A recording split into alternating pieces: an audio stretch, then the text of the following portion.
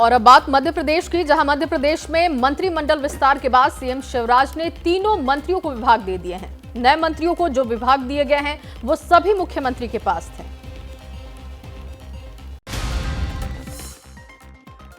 चुनाव के मुहाने पर खड़े मध्य प्रदेश में मंत्रिमंडल विस्तार के बाद मंत्रालयों का आवंटन कर दिया गया है। मंत्री बनाए गए 3 चेहरों के जरिए बीजेपी राजनीतिक संतुलन को प्रदेश में बेहतर बनाने की कोशिश कर रही है। मुख्यमंत्री शिवराज सिंह चौहान ने मंत्री राजेंद्र शुक्ला को लोक स्वास्थ्य यांत्रिकी और जनसंपर्क विभाग दिया है। गौरीशंकर बिसेन को नर्मदा घाटी विकास विभाग और पहली बार मंत्री बनाए गए राहुल लोधी को राज्य मंत्री स्वतंत्र प्रभार, कुटीर एवं ग्रामोद्योग और वन मंत्रालय दिया गया है। दरअसल 26 अगस्त को मध्य प्रदेश में 3 मंत्रियों को राज्यपाल मंगू भाई पटेल ने शपथ दिलवाई थी। शपथ ग्रहण के 4 दिन बाद मंत्रियों को उनके विभाग आवंटित कर दिए गए। इस मंत्रिमंडल विस्तार के जरिए जातीय और सामाजिक समीकरणों को साधने की कोशिश की गई है।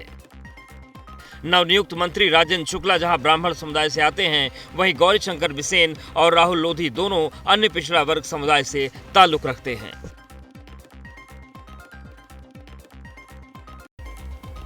और अब छत्तीसगढ़ की बात करेंगे। वहां पर इस साल चुनाव होने हैं और ऐसे में कांग्रेस ने वहां जीत वाला प्लान तैयार किया है। कांग्रेस के मेगा प्लान में राहुल गांधी की रैलियों को भी रखा गया है। 2018 विधानसभा चुनाव में प्रचंड बहुमत हासिल करके सरकार बनाने वाली कांग्रेस ने छत्तीसगढ़ में इतिहास को दोहराने की कोशिश शुरू कर दी है।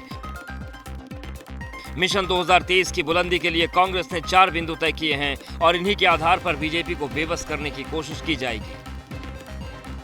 कांग्रेस छत्तीसगढ़ विजय के लिए जिन 4 बिंदुओं की बात कर रही है वो कुछ इस तरह से हैं। पहला बिंदु यह है कि छत्तीसगढ़ कांग्रेस के नेता सीधे केंद्र सरकार पर सियासी अटैक करेंगे, साथ ही कांग्रेस के राष्ट्रीय नेता छत्तीसगढ़ आएंगे।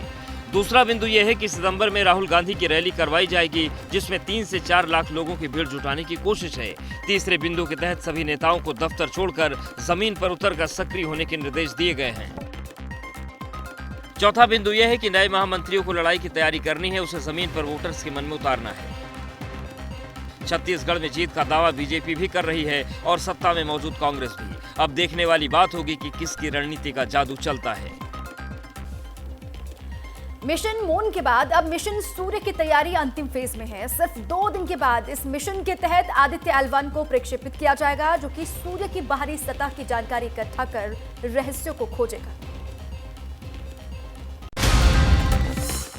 इसरो के चंद्रयान 3 मिशन की कामयाबी के बाद अब इसरो के सूर्य मिशन की उल्टी गिनती शुरू हो चुकी है। करीब 53 घंटे के बाद सूर्ययान यानी कि आदित्य सूर्य की ओर उड़ान भरेगा।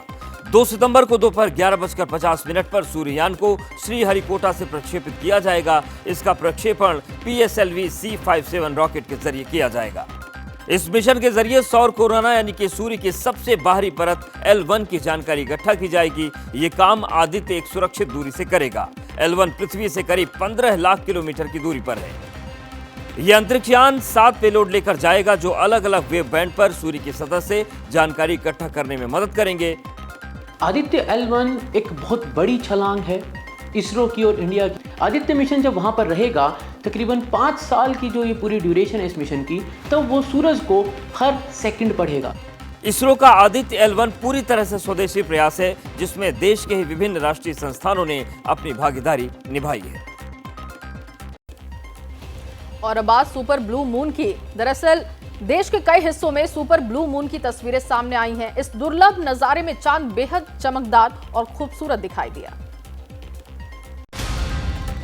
सुपर ब्लू मून की ये तस्वीरें देश और विदेश के अलग अलग हिस्सों में सामने आई। भारत में फुल मून, सुपर मून और ब्लू मून तीनों एक साथ दिखाई दिए। इस खगोलीय घटना को सुपर ब्लू मून कहा जाता है।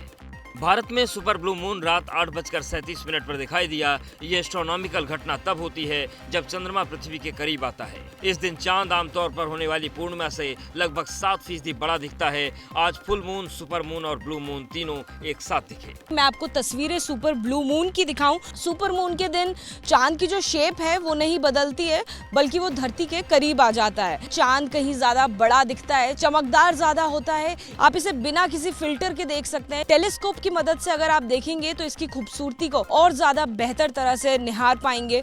दूरबीन से भी आप अगर इसे देखना चाहें तो बहुत खूबसूरत आपको चांद दिखाई देगा। जिस महीने में 2 पूर्णिमा पड़ती है उसे ब्लू मून कहते हैं। आपको याद दिला दें कि अगस्त में पहली पूर्णिमा 1 अगस्त को थी, वहीं दूसरी पूर्णिमा 30 अगस्त को पड़ी।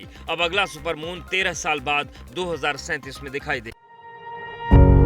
पत्रकारिता कोई इमोशन नहीं है, ना अपना कोई ज्ञान देना है और ना कोई विचार थोपना है। पत्रकारिता क्या है? पत्रकारिता का मतलब है सही जानकारी इकट्ठा करना और तथ्य बताना। पत्रकारिता आज जितने महत्वपूर्ण दौर में है, शायद पहले नहीं थी। इस दौर से निकलने के लिए सिर्फ सच दिखाने की जरूरत है, वो सच जो आपके हित को आगे रखे। इसलिए अब रात 9 बजे प्राइम टाइम नहीं होगा, ये आपका टाइम है। जगविंदर पटियाल के साथ देखिए पब्लिक इंटरेस्ट सोमवार से शुक्रवार रात 9 बजे सिर्फ एबीपी न्यूज पर। एबीपी न्यूज आपको रखे आगे।